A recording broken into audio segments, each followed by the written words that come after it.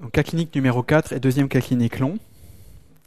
Un homme âgé de 85 ans est adressé aux urgences pour perte de connaissance survenue le matin même. Il s'agit du premier épisode de ce type chez ce patient qui ne suit aucun traitement médical. Interpréter son électrocardiogramme percritique. Quels examens peuvent servir au bilan de syncope? Question suivante, quel traitement urgent proposez-vous à ce patient? Quel traitement définitif faudra-t-il proposer au décours? Interprétez alors son électrocardiogramme de sortie. Question suivante, le patient est réhospitalisé un an plus tard pour une fièvre inexpliquée. Il est asthénique, subfébrile depuis quelques semaines. Le premier bilan montre une CRP à 100, une hyperleucocytose à polynucléaire neutrophile et une élévation de la vitesse de sédimentation. L'examen montre des bruits du cœur réguliers sans souffle. On note une inflammation et une induration de la loge de pacemaker avec extériorisation débutante du boîtier. Une échographie transthoracique réalisée en urgence montre un ventricule droit normal, des sondes de pacemaker en place, et une image vibratile sur la sonde ventriculaire du pacemaker. Quel bilan bactériologique, biologique faut-il demander pour ce patient? Quels examens d'imagerie vont être nécessaires? Et quels seront les grands principes de votre traitement? Première question, interprétation de son électrocardiogramme. Donc ici, on n'a pas un électrocardiogramme avec toutes les dérivations, donc on ne peut pas, par exemple, analyser l'axe et donner trop de détails, donc on va regarder directement ce qui se passe. D'abord, est-ce que le rythme est sinusal? Il semble que les ondes P soient toutes suivies d'un QRS, sauf ici. On peut quand même parler de rythme sinusal puisqu'il y a un seul accident. Le rythme est également régulier, les ventriculogrammes arrivent à une cadence régulière. On ne peut pas donner exactement la fréquence puisqu'on ne voit plus le marquage sur le papier, mais a priori une fréquence aux alentours de 70-75 par minute. Les ondes P, on ne peut pas vraiment les interpréter, mais elles ont l'air normales en V1. L'espace PR a l'air légèrement allongé. Peut-être qu'il y a un bloc auriculo-ventriculaire du premier degré. Il n'y a pas d'onde Q, mais il y a un aspect de bloc de branche droit avec un aspect RS, R' en V1 et V2. Et on voit ici un aspect RS en V5, V6 avec QRS large, donc bloc de branche droit complet. En termes de repolarisation, onde T négative dans les dérivations qui correspondent au bloc de branche. Donc à ce stade, on peut parler de bloc auriculo-ventriculaire du premier degré a priori et de bloc de branche droit complet. L'anomalie la plus importante et qui peut suffire à elle-même pour expliquer la syncope est la présence d'une onde P bloquée, complètement inopinément, étant donné qu'il n'y a pas d'allongement progressif du PR auparavant. Rien ne pouvait nous préparer à ce qu'il y ait cette onde P bloquée. Elle n'est pas suivie d'un QRS. On repart ensuite sur un rythme sinusal irrégulier. Donc, l'interprétation électrocardiogramme, rythme irrégulier, non sinusal, on pourrait dire qu'il est sinusal avec un accident. Les ondes P ne sont pas toujours suivies d'un QRS. Il y a un allongement de l'espace PR avec probablement un bloc auriculo-ventriculaire du premier degré, un aspect RSR' en V1, V2, grand R, grand S en V5, V6 avec des ondes T négatives en rapport, donc un bloc de branche droit complet, et une onde P bloquée sans qu'on s'y attende, responsable d'une pause, et ensuite d'un retour à un rythme sinusal irrégulier habituel chez ce patient. Lorsqu'il y a une onde P bloquée sans qu'on s'y attende, on parle de bloc auriculo-ventriculaire du deuxième degré de type Mobitz 2. Le Mobitz 1 correspond à un allongement progressif de l'espace PR jusqu'à une onde P bloquée. Ces anomalies sont en général iciennes ou infraiciennes, non nodales et peuvent occasionner des pertes de connaissance. Quels examens peuvent servir au bilan de syncope chez un patient tout venant? Donc on commence par des choses simples, toujours rechercher une hypotension artérielle orthostatique en prenant l'intention chez un patient en position allongée, puis en position assise, puis en position debout à 1, 3, 5 minutes pour rechercher une diminution de la pression artérielle systolique ou diastolique. Surtout chez les patients en état de déshydratation, surtout chez les patients suivant un traitement pouvant faire baisser la pression artérielle comme un antihypertenseur, un bêta-bloquant par exemple ou autre. On commence toujours par ça. En cas d'anomalie non existante sur l'électrocardiogramme ou sur les premiers examens importants, on pourra suspecter une cause vagale, également avec des critères de l'interrogation, comme par exemple un contexte favorisant la survenue, la présence de prodromes à type de chaleur, de nausées. Pour bien démasquer un malaise vagal, une hypertonie du tonus vagal, on peut réaliser un tilt test. Donc le patient est attaché, sanglé et allongé sur une table qui est mobilisée de manière brutale sans qu'on prévienne le patient à différents instants. Et cette provocation de mobilité peut hyperactiver le tonus vagal chez les patients très sensibles et donc reproduire les syncopes. Il faut rechercher systématiquement une cardiopathie ischémique sous-jacente. Pour ça, on peut s'aider bien sûr de l'interrogatoire, d'un bilan biologique avec doseur des marqueurs comme la troponine ou les CPK, mais il faut surtout réaliser une échographie cardiaque transthoracique, qui est de toute façon systématique devant tout bilan de syncope, qui va permettre également de rechercher un obstacle à l'éjection cardiaque, mais également une cardiopathie ischémique. Un Holter ECG des 24 heures pour rechercher un trouble du rythme ou un trouble de la conduction paroxystique qui pourrait nous échapper sur l'électrocardiogramme de repos non percritique. Pour la cardiopathie ischémique elle-même, on peut réaliser une coronarographie d'emblée ou un coroscanner qui va permettre de visualiser les artères coronaires en l'absence de grosses calcifications de manière moins invasive que par une coronarographie. Derniers examens, si on suspecte une cause neurologique, comme un AIT ou une crise comiciale par exemple, il faudra réaliser un Doppler des troncs supraortiques, un scanner cérébral et un électroencéphalogramme. Enfin, il faut toujours éliminer une cardiopathie arythmogène, rechercher un trouble du rythme ventriculaire. Il faut également éliminer une dysfonction sinusale ou un trouble conductif paroxystique par un massage sino-carotidien. On comprime les carotides de manière prolongée pour provoquer une hypertonie vagale, une hypersensibilité du sinus carotidien. Donc il faut regarder la présence de pause au massage des carotides.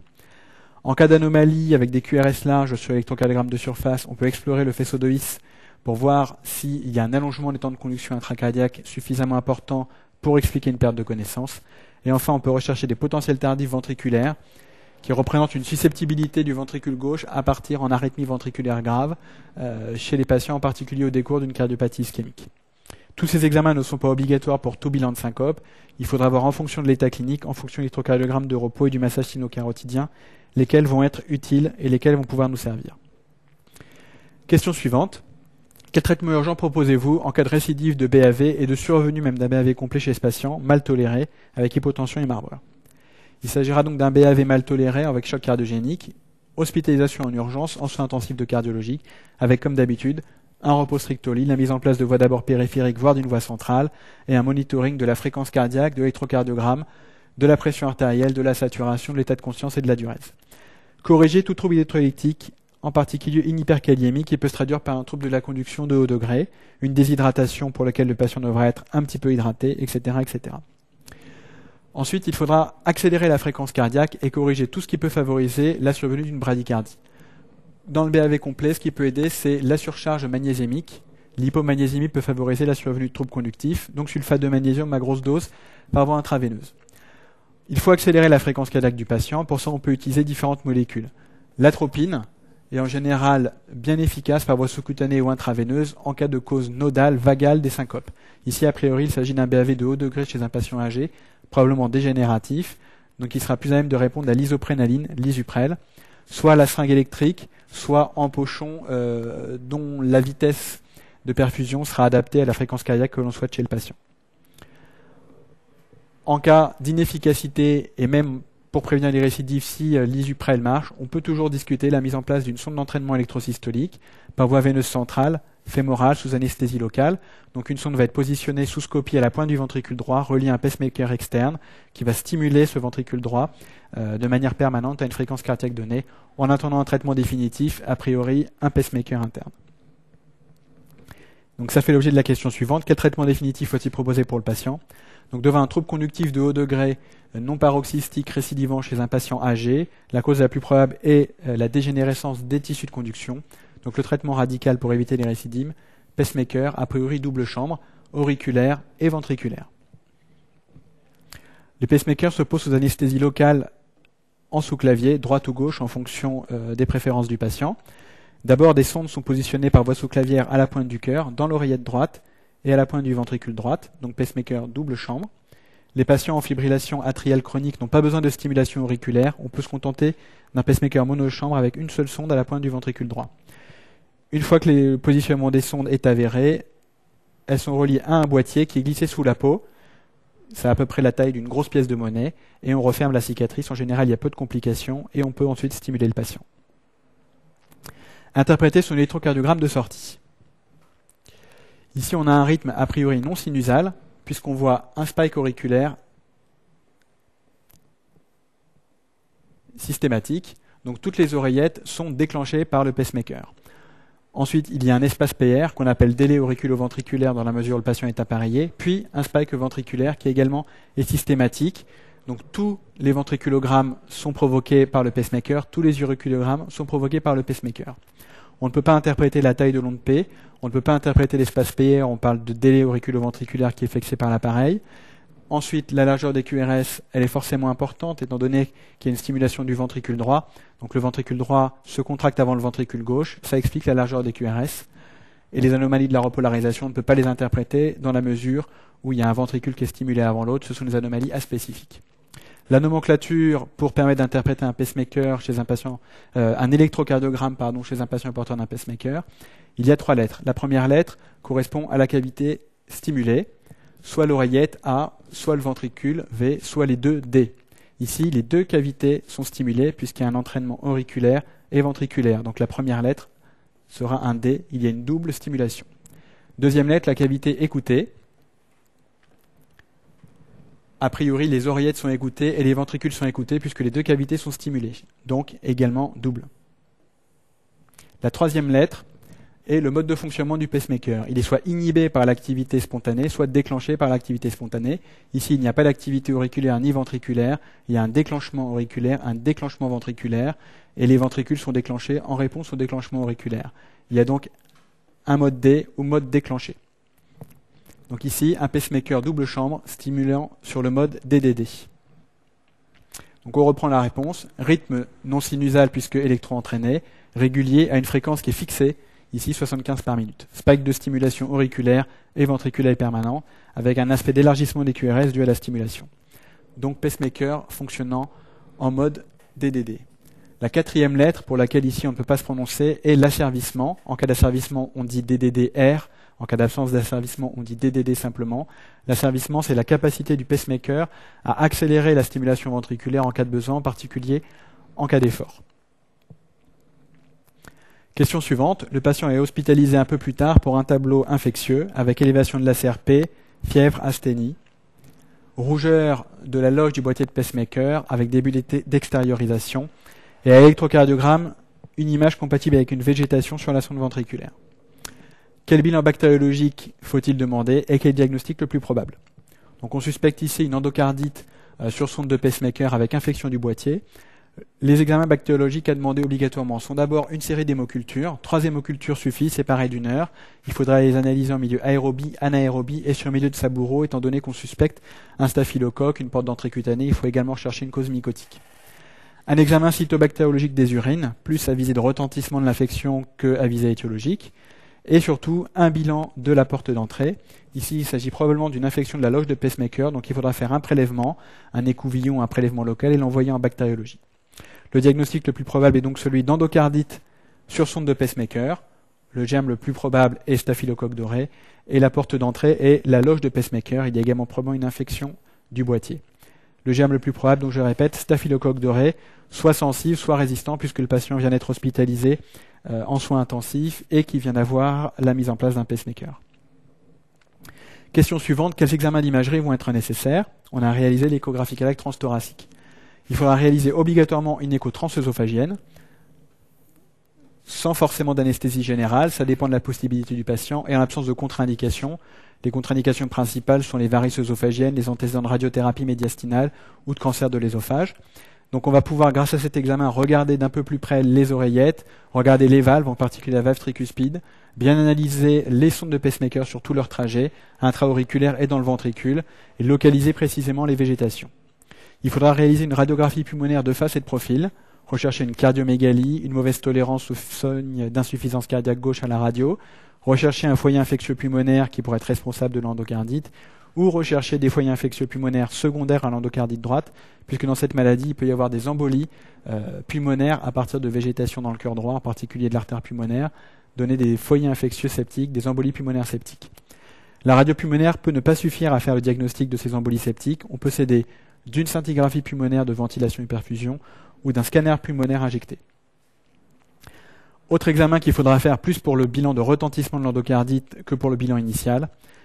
Un scanner corps entier, en particulier cérébral, rechercher des complications de l'endocardite, des anévrismes mycotiques, des localisations secondaires ou des saignements intracérébraux. Et scanner abdominopelvien, à la recherche de localisations secondaires, d'anévrisme abdominal, d'embolie splénique ou hépatique par exemple. Enfin, on pourra rechercher au fond d'œil des localisations secondaires de l'endocardite sous forme de nodules de Roth. Quelles sont les grandes lignes de votre traitement? Le traitement se fait de nouveau en hospitalisation, sans forcément être en soins intensifs, ça peut être en salle. Donc il faudra une perfusion, une hydratation du patient qui est infecté, traiter toute défaillance hémodynamique, toute défaillance respiratoire et traiter toute modification du bilan hydroélectrolytique. Le patient devra se reposer de manière stricte au lit pendant les premiers jours. Il faudra un monitoring de sa pression artérielle, de sa fréquence cardiaque et de sa saturation comme d'habitude.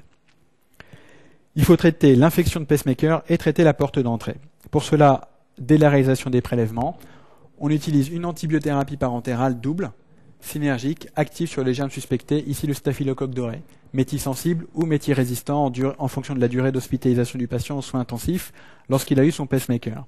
Donc l'antibiothérapie qu'il faudra donner en première attention, ce sera de la vancomycine jusqu'à récupération de l'antibiogramme. En cas de staph doré méthylaire, on gardera la vancomycine. En cas de staph méthylaire, on pourra passer à une pénicilline comme l'oxacilline, le bristopène, toujours par voie intraveineuse. Pendant les premiers temps du traitement, il faudra systématiquement rajouter un aminoside, la gentaline. La durée du traitement en cas d'endocardite est d'environ 6 semaines par voie intraveineuse. Traitement chirurgical de la porte d'entrée de l'infection. Il faudra retirer le boîtier en chirurgie cardiaque, retirer les 2 sondes de pacemaker. Dans certaines équipes, on fait une thromboaspiration des végétations sur sonde avant de retirer le matériel, prélever la loge et traiter la loge infectée par des soins locaux. La suite du traitement, lorsque le boîtier et les sondes de pacemaker sont retirés, le patient va de nouveau être en BAV permanent puisqu'il était avant d'être implanté. Donc il voudra accélérer sa fréquence cardiaque par un traitement inotrope positif comme l'isuprénaline par exemple, discuter le repositionnement d'un pacemaker dans un délai assez bref ou au décours du traitement de l'infection, il faudra attendre au moins une franche diminution de la CRP. Donc quelques jours après, on pourra soit reposer un pacemaker contralatéral, soit poser un pacemaker si on ne veut pas utiliser les aires sous-clavières pour le moment, intra-abdominal avec des sondes épicardiques. Comme dans toute endocardite, contre-indication formelle à une anticoagulation, sauf en cas de prothèse mécanique, ce qui n'est pas le cas du patient, sauf en cas d'arythmie supraventriculaire.